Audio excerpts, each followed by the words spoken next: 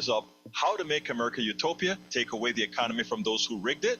As I see it, class warfare, the only resort to right-wing doom. It's worth it. How to talk to your right-wing relatives, friends, and neighbors, and other books written by Egberto Willis.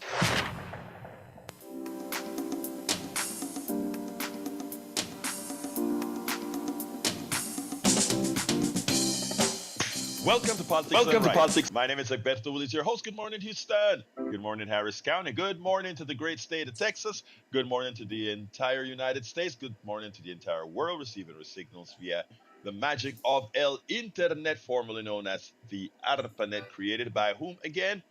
We, the people, now owned by the billionaires, something that we must take back, something that we will take back in the not too distant future. Anyway, folks, we are going to have a great show for you today.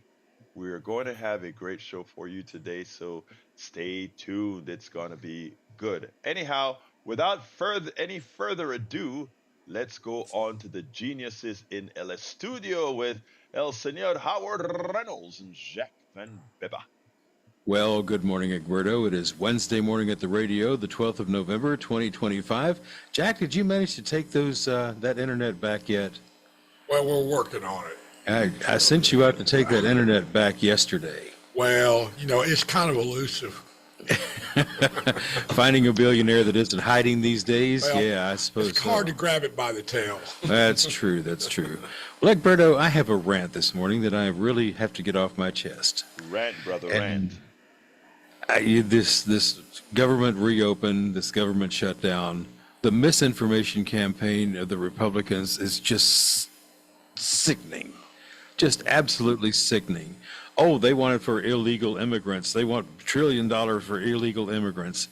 That is the biggest lie I have ever heard. Huge lie.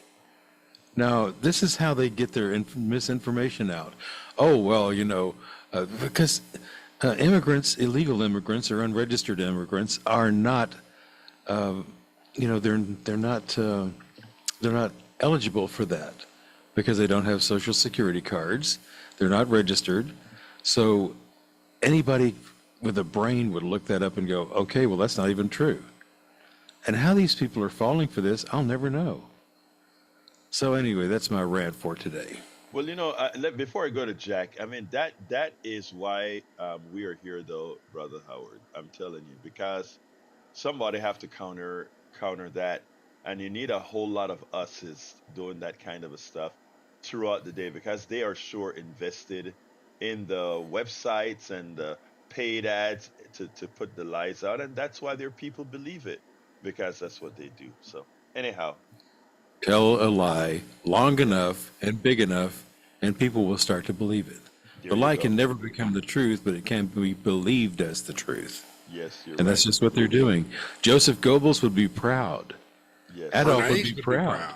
Yeah, because they're the ones that said, hey, just keep repeating this lie, and people will start to believe it. Goebbels was the communication minister, right? Something like that. Yeah, he was a propaganda minister for the Third Reich. Okay. And an admirer of Bernays. And very, very effective at it, too, I must say. Yes. All right. I got to catch this phone here. Go ahead, Jack. All right. I'm going to read your headlines. The 2025 political landscape has shifted beneath the GOP's feet, while Republicans once considered safe territory, both geographically and demographically, has become volatile. Redistricting plans that have once favored conservative strongholds now threaten to implode after Democrats made stunning inroads in urban and suburban districts. Meanwhile, Zoran Mamdani's mayoral victory revealed deep demographic realignments among black moderates and young progressives, demonstrating that coalition building around justice and economic fairness is effective.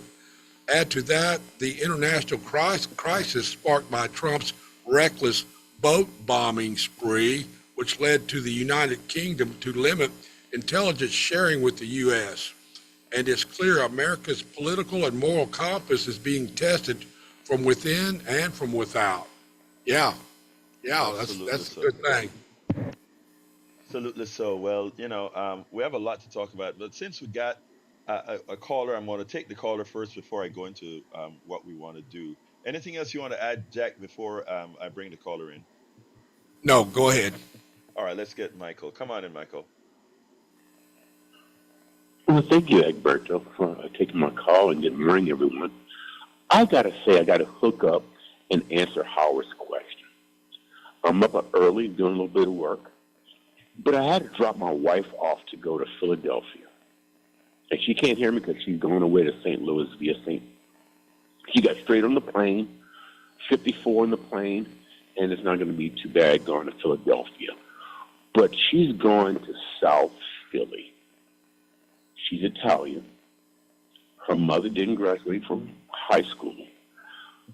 They watch a lot of wrestling, a lot of drama TV, of fakeness, and all her sons are middle class, blue class working.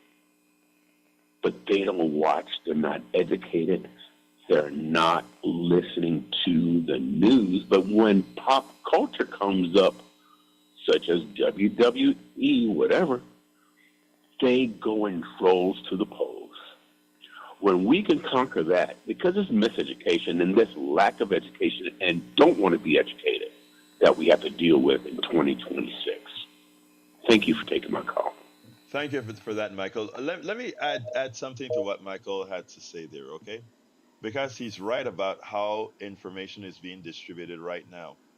And let me tell you that one of the topics that we're going to talk about today is Mamdani and his win, how he did it, and why, whereas the establishment would like to make Mamdani some sort of a pariah in the party, meaning, yeah, he talk of affordability and all that kind of stuff.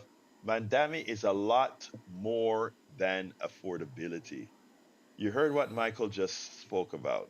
Michael just spoke about his relatives that are WWE, these folks that they want to be entertained and they don't want to sit down and read books or read, let's say, the kind of blogs that I write or the articles I write at Substack, substantive stuff about what's going on. But if WE character tells them, yeah, and tomorrow after I beat the skull of this guy, I'm going to go vote for Trump because Trump is for us. That would be their cue to go vote. Well, I'm going to tell you how much somebody like Mandami and following his lead, that 34-year-old young man. Imagine I'm calling the 34-year-old a young man. Wow.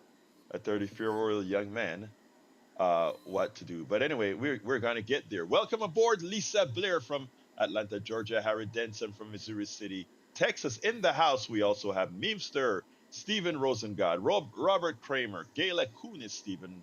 I got Stephen already. Stephen Mann, Ruth Gigras Anderson, John A. Cheryl Elkins. How you doing, Cheryl? Great to see you here. Jenny W. Lee, Ellen McCurry, Jane B. in North Carolina. Jane B. How you doing? Beautiful. Disgruntled Gardner. Why are you a disgruntled gardener? Did those cucumbers not show up, or the squash, or the watermelons, or anything, and now it's cold? Let's see. We also have Mason, Darlene, John A. Davis. All right. I want to play you guys a very short clip, 30 seconds long. But before, I want to prime you for this. Glenn Ryan, welcome aboard. You know the shutdown is going to be over this week, etc. A lot of people are mad. A lot of progressives are mad because it's like, they cave. You heard what I said yesterday when I listened to what Lawrence O'Donnell had to say, put other few points together and asked and said and spoke about splitting the baby. You know who the real moral person is when that kind of a choice is given. Very good supporter on Substack wrote a long notice and says, "Man, Egberto, I'm always on it with you, but I disagree with you on this one." And you know, I take that seriously when because I want to see where he's coming from. And I asked a simple question for those who think these guys should just have continued with the shutdown, etc. If you are comfortable, or do you feel good enough, or do you feel it is okay that you are comfortable and your stance, keep that shutdown going, is causing a lot of pain, not only on other progressives that are not doing very well, not only against, let's say, a union that is saying, look, we are with you, but this is affecting this person's life. Uh, snap. I mean, you get my point. If you are comfortable and you are urging people to continue the shutdown, and you don't have beside you a large percentage of those who are suffering the ills of the shutdown with you saying, yeah, keep me in this, then you have to ask the questions, what is the end game? So I asked my friend, my supporter, I said, please enumerate what the end game is. Tell me, how do we get a party who has no morals, a party who doesn't have a problem starving people, a party who doesn't have a problem taking away health care from people? How do you, what other purpose do you extend a shutdown? I think the shutdown now have served its purpose. That it was long enough, the longest shutdown, to show that the Republican Party's leadership is willing to starve not only its own, but everybody else. It's willing to take away health insurance from not only its own, but everybody else. If you have a closure, a different closure of how a shutdown was going to end, please let me know. And if you don't think that in November, as people try to go home to speak to their families for Thanksgiving, and then start to blame a party who could have stopped the shutdown, they're going to say only 6% of the people in America get subsidies for the Affordable Care Act. Look, we have to keep working, in my opinion, towards this. And the current shutdown showed the evil within the Republican Party. It showed the evil. And a lot of folks have noticed it. A lot of MAGA have noticed it. Well, I want to play a clip that shows you where the president's head is. And even when given an opportunity to realize that, hey, you can be helping poor people, you can be helping people who don't know, they still do that. Good morning, Uju. Welcome aboard. Welcome aboard. But listen to this piece, folks. This is a lot more important to me than many think. Does that mean the H-1B visa thing will not be a big priority for your administration? Because if you want to raise wages for American workers, you can't flood the country with tens of thousands or hundreds of thousands of foreign workers. You also do have to bring in talent. When we have plenty of talented people here. No, you don't. We don't have talented people here? No, you don't have certain talents, and people have to learn. You can't take people off an unemployment line and say, I'm going to put you into a factory where we're going to make missiles. Listen to that. Donald Trump is deporting immigrants, supposedly undocumented, that work the fields, work the factories, doing a lot of jobs that Americans, whenever they dump the jobs immediately. So these are people that have been keeping this country afloat for some time. One of the reasons prices are as expensive as they are is a lot of factories are needing workers to cut up the chickens, to process the corn, etc. A lot of stuff is left in the fields because they can't get any workers. He has no problem getting rid of these folks. And let me back up. Yes, he's getting rid of these folks, but he's turning a blind eye for folks who are willing to. And I don't have the actual factual information to give you here, but you can see that likely some agribusinesses are not rated as much as others. Infer what you will from that. Now, when it comes to H-1B visas, that is to bring skilled workers in, engineers and computer scientists, etc. And instead of creating programs for his MAGA base, folks that are not very up to speed on these things, and I want to be kind in the way I say some of this. But anyway, instead of saying, I am going to bring my people, my supporters up to speed, he says, what am I going to do? Bring those damn unemployeds in to try to program a computer? Nah, we got to bring people. We got to bring foreigners in to do that. If Donald Trump thought so well about his supporters, won't he say something like, I will create a moon landing type program to get my base educated so that these high paying jobs they can take? Won't he do that? I want you to think about that, folks. Uju says it's because they're going to pay 100K per visa. But Uju, while that is true and I agree with that, it also shows that he does not have any concern. None. What? No, it's a grift. You're right. It's a class warfare from Cheryl Elkins. You're right. It shows you he cares nothing, absolutely nothing about MAGA. And you know who's starting to realize that? MAGA. Steve Bannon is starting to realize that. Steve pointed out already that the big bad beautiful bill, when it didn't renew the subsidies, it would affect again whom? MAGA. So um, here comes Mandami. Mandami knows how to put all of this together in one package. He knows how to bring a coalition of moderate Democrats. He knows how to bring a coalition of MAGA.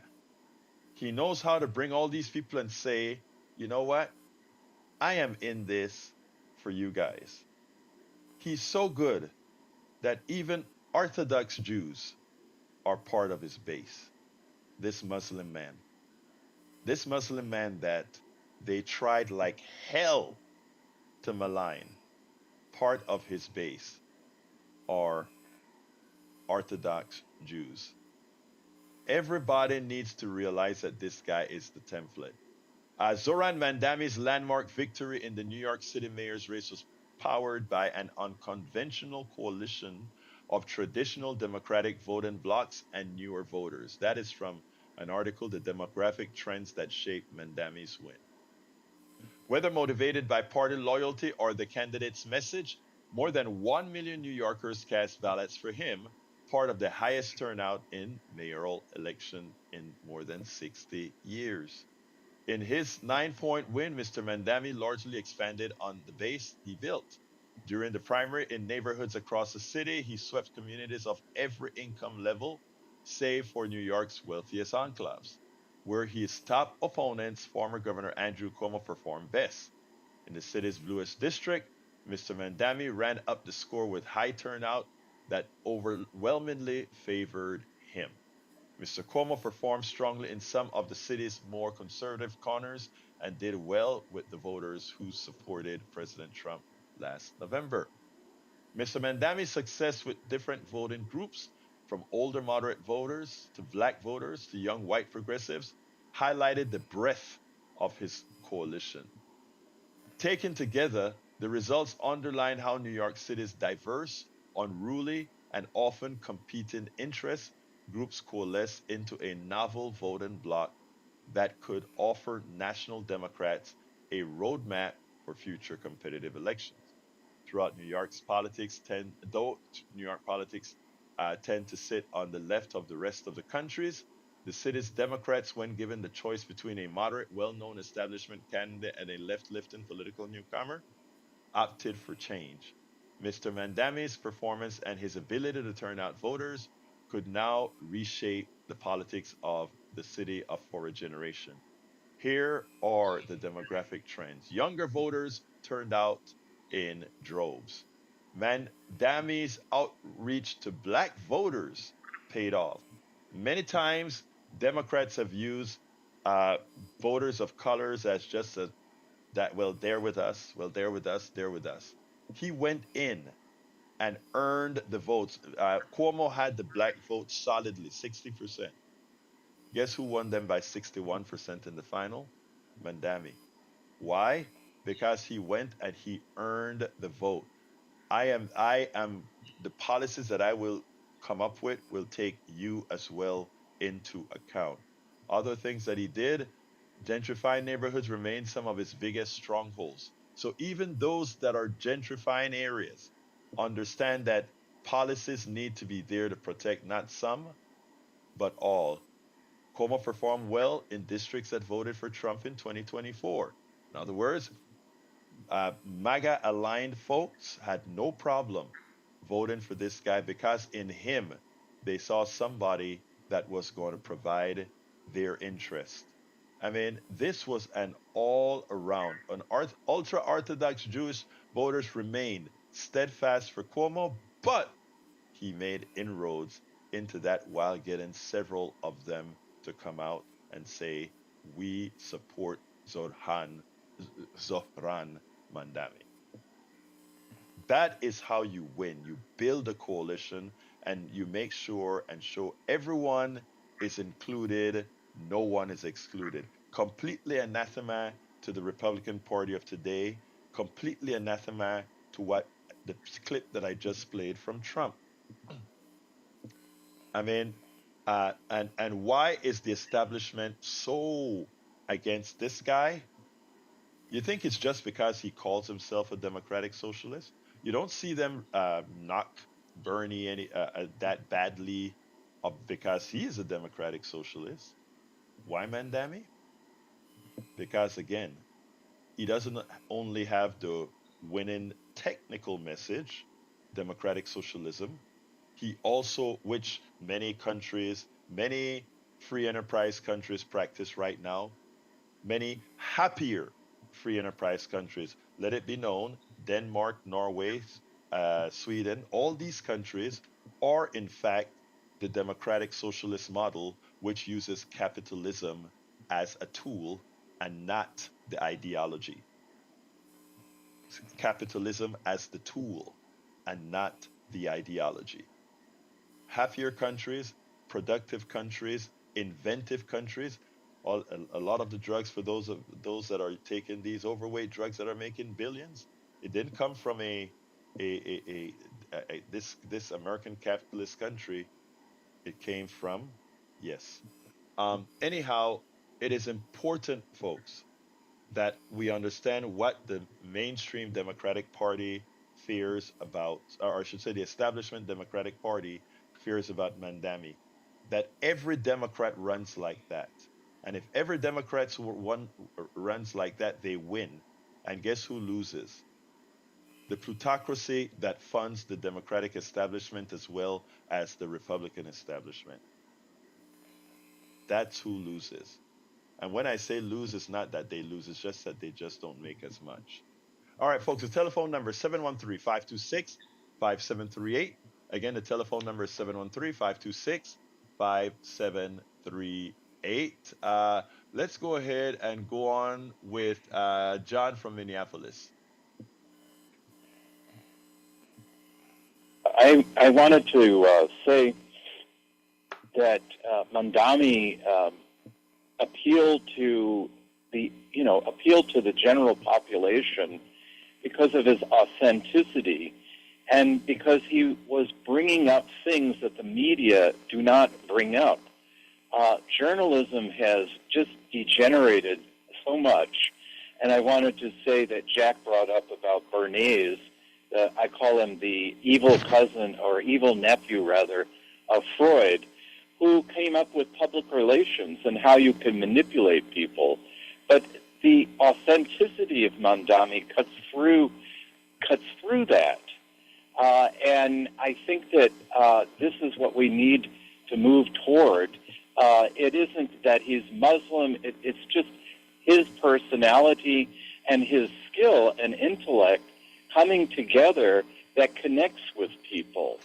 I really like this guy. I mean, it's too bad he can't run for president, but I hope that he goes on for a long career in politics and changes that whole dynamic. But this is the issue. And what happens with propaganda is, yeah, you can lead people by the nose until reality and the wall of reality they crash against. And it happens in history. You could see what happened in Nazi Germany, what happened in Italy, what happened in Franco's Spain, Portugal, and then you go on to the Soviet Union. The Soviet Union kept promising this paradise, and yet the party was the mafia that just sucked up all the goods for themselves, while everybody else was literally starving. There was no food, no nothing. Democratic socialism, social democracies is the balance between these extremes. This is what we should be moving toward. Yeah, Denmark, I think, what is it, Novo Nordisk was one of those drugs that you were talking about. They developed that in Denmark.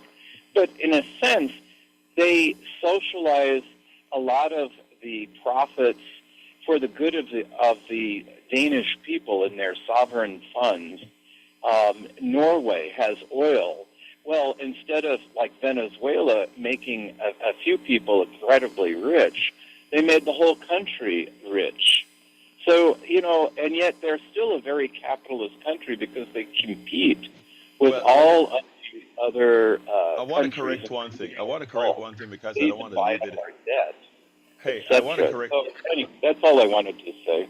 John, I want to correct something because I don't want to leave it in the ethos. Okay, you use Venezuela. You use Venezuela as the country who is sitting on a pool of oil, but the spoils were going to a few. You were correct, but I think the biggest country that we need to point that out to is ourselves, the United States of America. We sit on a pool of resources. And all these resources, when mined by private corporations, don't go to the benefit of the people as it does in Norway. It goes to the benefit of the corporations and their shareholders. One of the reasons Venezuela, we so despise Venezuela, the revolution that occurred, is when the Bolivarian revolution occurred with Hugo Chavez in Venezuela. The idea was exactly what you're talking about.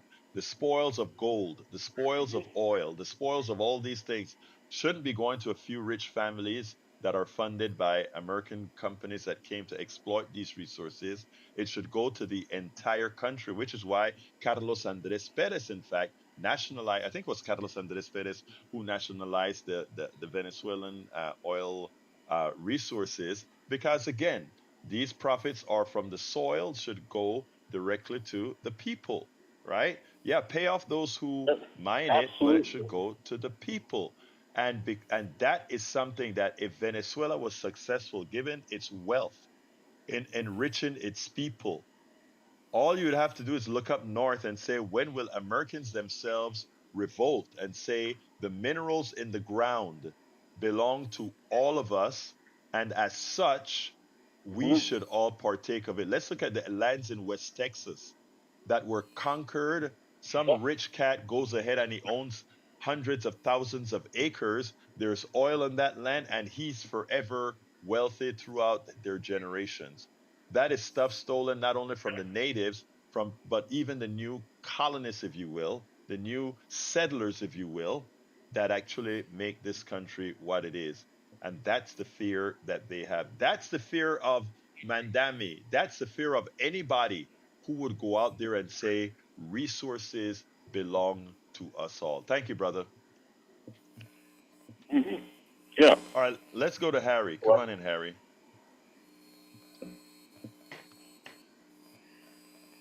Harry, you're on. Okay, I guess Harry may be asleep. Let's go ahead and let me go to the second topic then.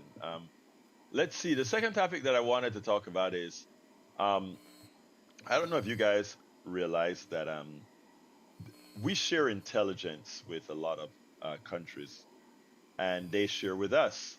And one of the reasons that we were able to fight off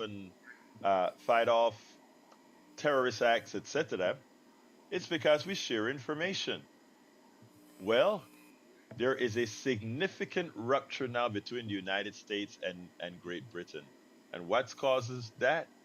Because Donald Trump is illegally blowing up boats in both the Atlantic and the Pacific. First, the Atlantic off Venezuela, Pacific off of Colombia. Okay. Now, what's interesting is that now you have fishermen in in in in in Venezuela that are scared to death to go into their deep to do their deep water fishing.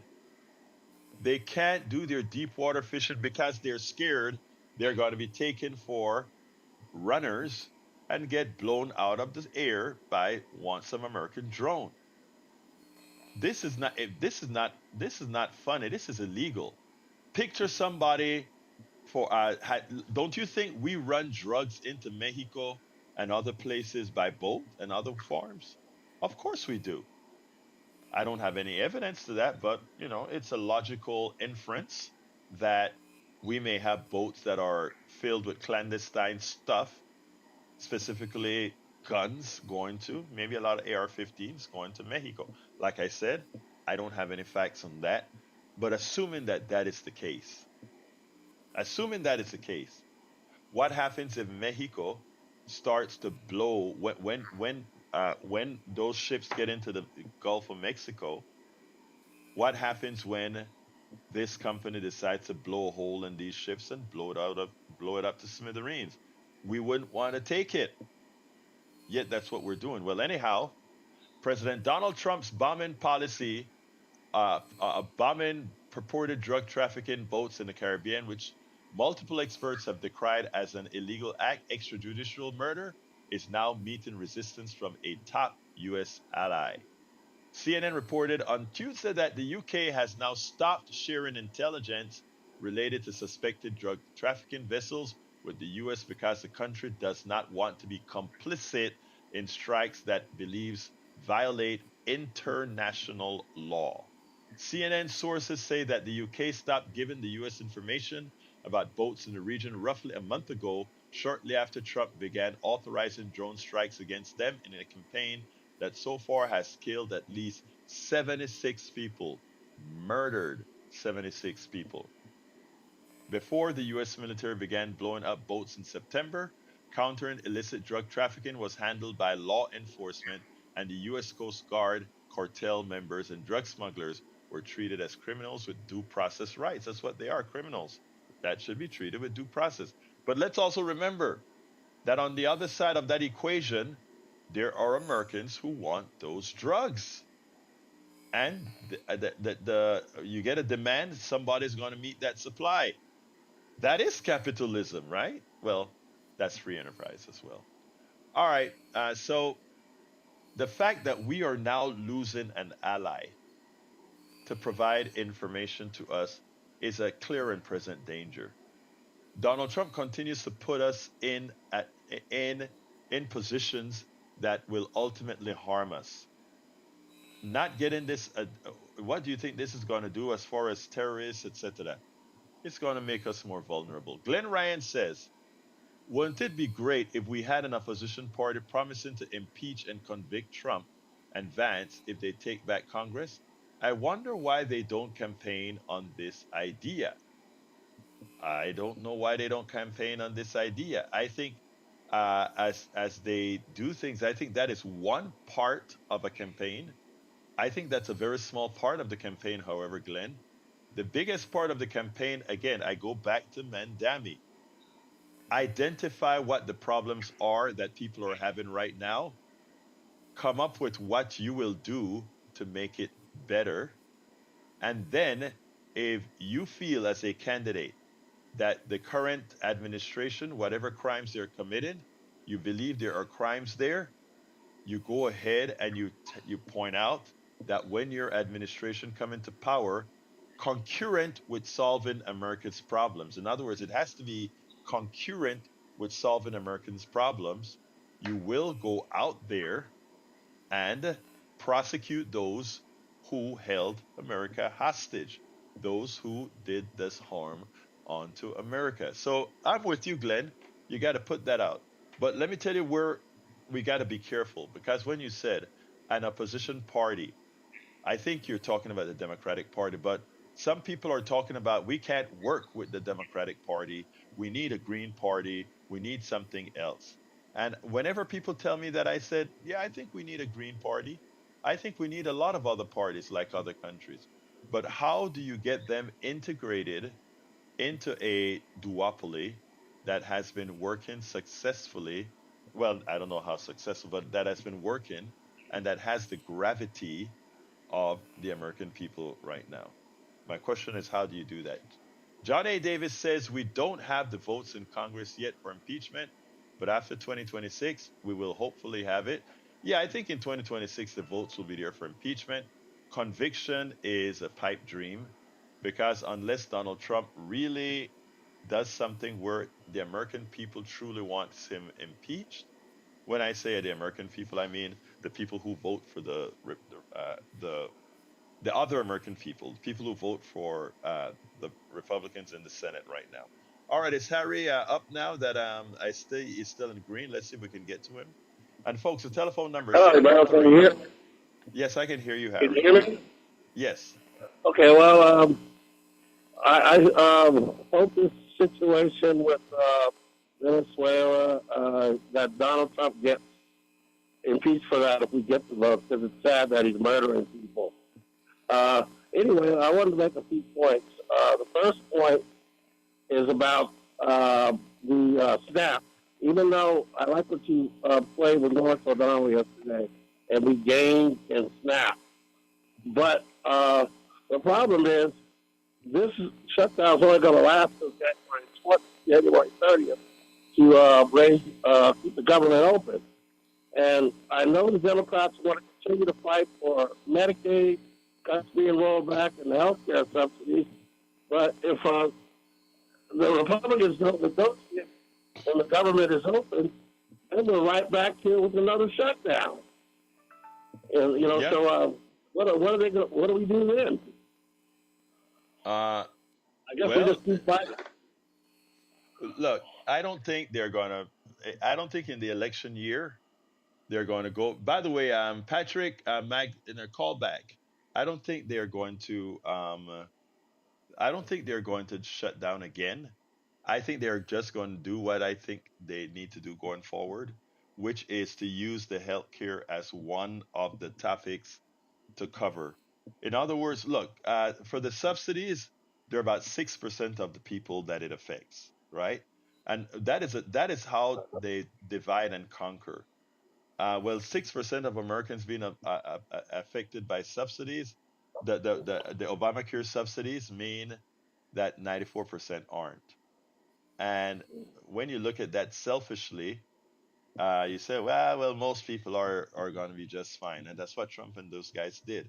But we have to extend the argument, or the discussion, or the reality that if you lose primary coverage, I mean healthcare coverage from 6% of the population, that means everybody else is going to rise. But Harry, I got to go to Patrick, so we'll talk tomorrow or at 3. Let's go to Okay, brother. I'll probably fight three. All right, let's go to Another. Patrick. All right, have a good day, guys. You too, brother. Let's go to Patrick, line 1. Hey, good morning. How are you? I'm fine, Patrick. Talk to me. Sticking with Venezuela, we have boats that are being blown up, but we're not really talking about the biggest sins and their sanctions. Yes. We're starving those people. We shrank that economy by 70%. The deaths are in the tens of thousands, and they still say no to us. And then another country with sanctions is moving military into the Caribbean and bringing 2 other countries with them.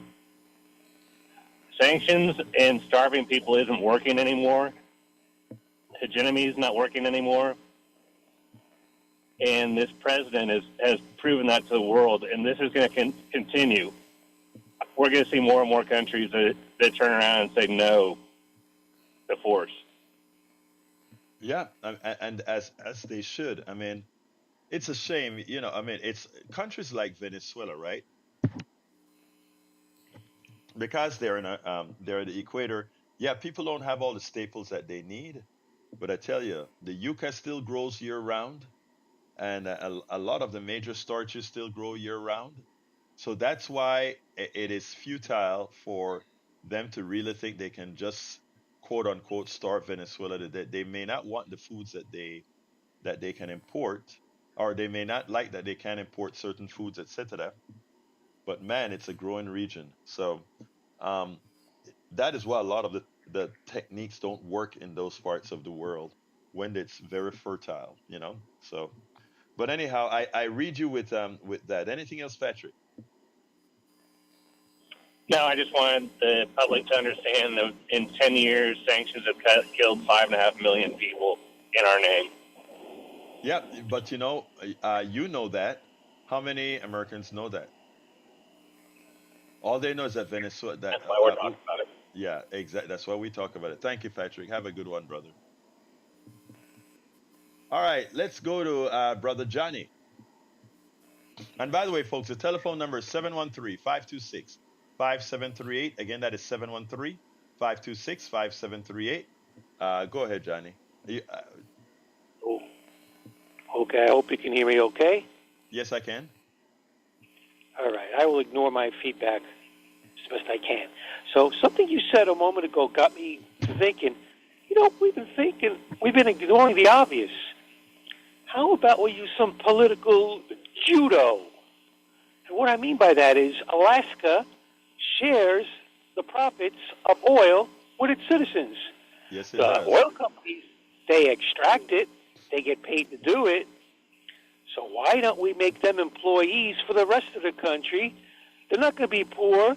They're going to have their houses and all their riches, just a little bit less. And that way we all get to enjoy the riches, if you will, of the oil that we extract, while we transfer over to our renewable energies and say, hey, while we're socializing our oil, how about we socialize our health care? Look, Johnny, I mean, you said something that very few people know. And we have to ask the mainstream media, why isn't that something that's told all of the time? And you're so correct. That North Slope oil that flows through the pipeline to, forget the name of the bay in Alaska, that people are, every single Alaskan get a dividend check. It went down a little bit last year. I think it was $1,000 something or what. I don't remember exactly what it was. But every single Alaskan just get a check that comes in the mail that goes to them, or go into their accounts. They get it. You don't hear Alaska is generally represented by Republicans. You don't hear them talking about socialism or anything like that, right? So, but they depend on the ignorance of the American people. They depend on that ignorance to say, well, why aren't we sharing all the oil in the public lands in Colorado? The public lands, why aren't we sharing that oil? Sharing the resources from that oil, Good point. Socialize Good point, our Johnny. oil, socialize our oil, socialize our health care. And by the way, when we say socializing our oil and health care, the oil companies could be our employees. And if the CEO doesn't want to be an employee, tell him to go get a job in the real world. Yeah, absolutely. Absolutely. So thank you, Johnny. Have a good day. Here's a ticket for Alberto for president. A chocolate-filled donut for everyone, a chicken and a pot for everyone, and socialism for oil and medical care.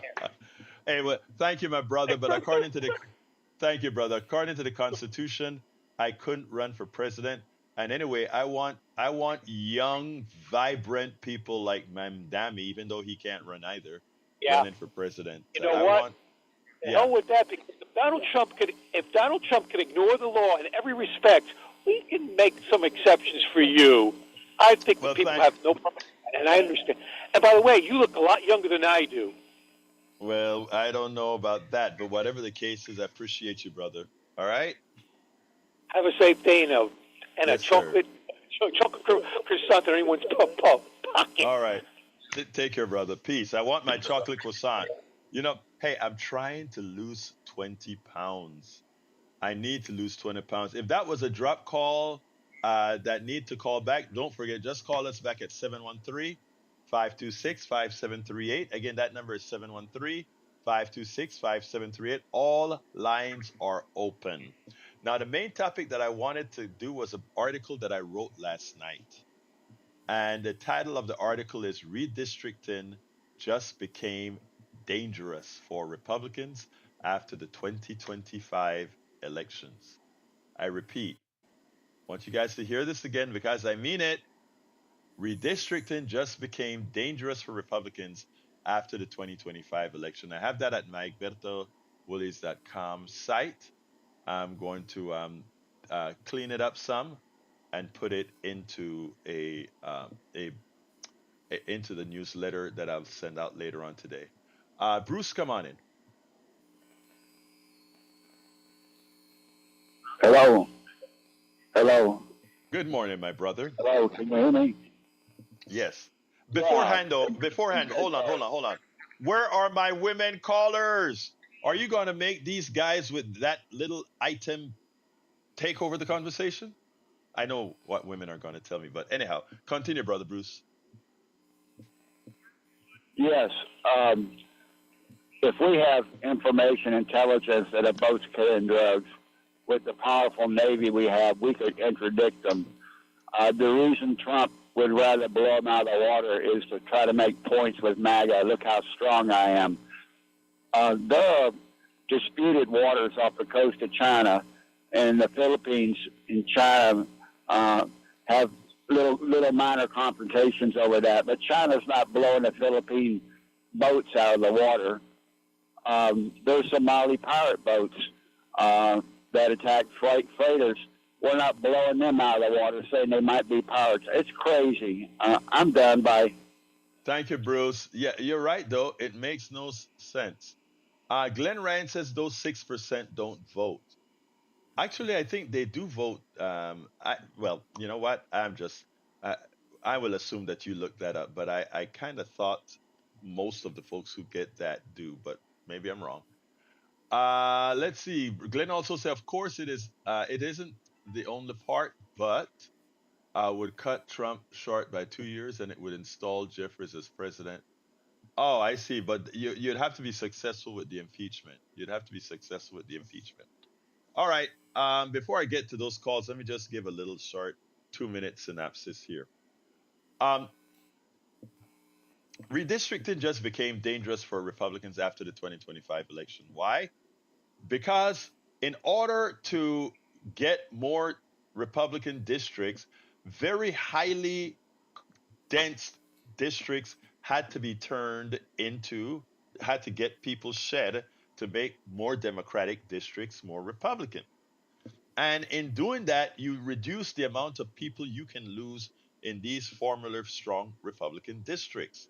What that means is that after we saw what occurred in 2025, with the shift left in just about every county in New York, every county in the country, as the country shifted left again, what that means is a lot of districts that were +4 or +5 are now competitive districts that when you get a wave, they all go at the same time.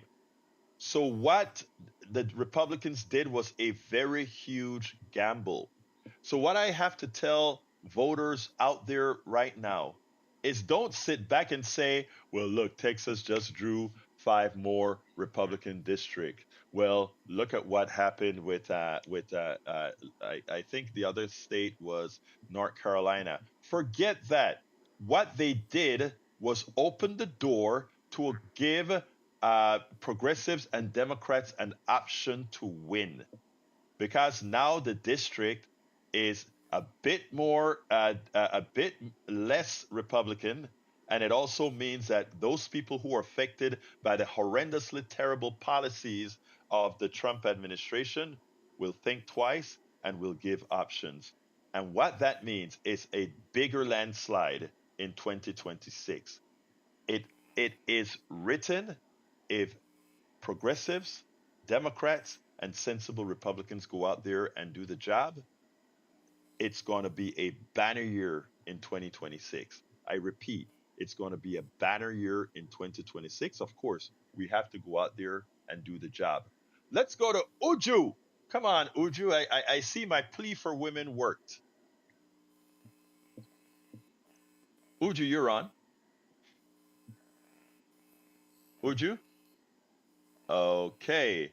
My plea for women worked until Uju didn't respond. Okay. We may be having a little bit of phone problems. I'm not sure. We'll find out a little bit later. But at some time we're going to get the echo problem fixed, and at some time we're going to get some of these things. That's why we do all that fundraising, because there's a whole lot of stuff in the place that needs some fixing, folks. Let's try Uju again and see if we can get her on. Can you hear me? Yes, I can. Come on in, Uju. All right. Just want to remind everyone, tomorrow, the Starbucks employees are striking. It's time to start Starbucks if you're not already doing that. One of the things they're asking for is that management, aka the CEO, who I believe is getting paid $600 million. If that's not the right amount, please fact check me, but it's still a lot of money, is refusing to give his employees the minimum amount of hours needed for them to get health care benefits. So they have systematically been giving their employees 19 hours a week instead of the 20 hours that they need. So do not cross the picket line. Get coffee from your local coffee shop or Dunkin' Donuts, but not Starbucks. Starve them. Well, look, I think that is... Ojo, thank you for that. That's a very important information, because the only way we get them to do and act humanely is if they know we are going to react, and it hits them where it hurts the most, and that is in their pocketbooks. Right. Thank you very much for that, Uju. And one more thing. Yes. Everybody, imagine the kind of life you see yourself having. It is not ridiculous for us to want to earn a living wage. It's not ridiculous for us to be paid fairly. And it is absolutely ridiculous for anybody in the United States to be making billions of dollars while shaming the richest country on the earth, where people literally have to have 3 jobs just to put food on the table. So anybody who is sitting here being upset that people in the richest country need food stamps, you really should check your own morals, because some of the people who are affected by SNAP are college students who are very food insecure. Okay? So anybody who literally is upset at people who get Medicaid and SNAP, you are part of the problem. That is all I have to say. Thank you so kindly for that, I Uju. also want I want people to know I'm saying this not as someone who is honest, who doesn't need it, but as a human being. We live in a country that is apparently the richest country in the world, and you have people literally making millions of dollars, which I'm not saying that some of these people probably earned it, but most of them did not. Okay? That is all I have to say. Boycott Starbucks beginning tomorrow, and please start checking your morals. And everyone deserves a living wage. Everyone deserves to save money. Everyone deserves a house, deserves food, and everyone deserves to have 3 vacations a year with their family. Have a great day. Thank you very much for that, Uju. And I think that should be a part of our the Second Bill of Rights. Look up Second Bill of Rights. You can actually find it at my website by Roosevelt. It's an interesting concept that kind of went nowhere, but we should all start to think about it. Let's throw it to the studio. LS Studio, come on in, my brothers. I know. I don't have anything, but Jack. Yeah, Jack has something. Jack, go ahead. I'm asking, why are we attacking the drug traffickers and not addressing the cause of the drug need in America, which is economic inequality, which causes people's lives to be miserable because the very wealthy are not sharing the wealth enough for us to have good lives enough that the drug user has to escape reality. Thank you Because for it that, would Jack. be too hard. You would have Yeah. to spend some time doing this, and they're lazy. That's why. Thank you for that, because I think that is so important. Why the need to medicate oneself, to medicate one's feelings? Because you feel so bad. You look at the countries like Denmark, Sweden, happiest countries in the world. Ask why. It's called That's harm reduction. There you go. There you go. Anyway, folks, we're at 55 right now, which means we are going to be out of here in a minute and a half or so. Look, please, please, please get registered to vote. Please make sure, go to your county website, make sure that you're registered to vote, and please keep your head up high. 2026, you are going to determine if this country gets back in line. You will determine that. All the pointers right now tells me that if we do our job, the type of blowout that we are going to see will make 2006 look like chump change, because it's all lined up for a massive blow, and it's not going to be televised. Look how shocking this win across the board. They just brought up Virginia and New Jersey and New York. That's what they're talking about. But the most impactful wins were the ones not spoken about. Changing all these school boards from being right wing school boards to moderate or left wing school boards. None of this was spoken about. And that's what happened throughout the country last week. Well, let's continue. Love you all. And the rest of the show is at politicsdoneright.com/newsletter. You can reach me at kpft at politicsdoneright.com. My name is, love you all. My name is Egberto Willies. This is Politics Done Right. And you guys know how I end this baby. I am what?